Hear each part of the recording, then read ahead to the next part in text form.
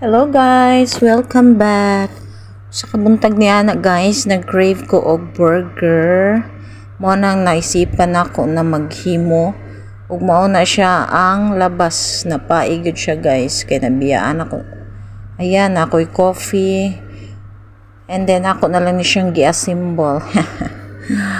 Kay ngano murag lami jud ikaw siya burger pero ano ko lang ni god beef patty. Then burger buns, mutangan na to cheese o kanang ketchup. So mao na ni akong ikuan kaunon kada buntag. Ay dili kada buntag, I mean. Mao na ni siya akong kaunon, then ang sunod na kong kaon unya ng mga ikaudto na like mga alauna or alas 2 kay ngano. Bugat mo gud siya busog unya. Mo na ba among-among guys nga di ni pwede mo tambok. Kaso lang guys, pag-ingkit na kumura siya bato. Kita ka sa akong expression, oh. Nagtilap-tilap ako sa akong kamot. Murag ito'y nga nagtilap-tilap. Pero dila siya halata, guys. Pero tanawa, gud murag nangusog, jud kong maayo pagkaon ako kay.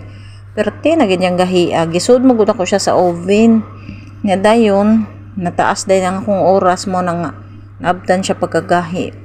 Pero sige lang, laban lang gihapon, kaon lang gihapon. Mo nang suan na natong kape-kape. So, laban lang gihapon guys. Bahala gahi.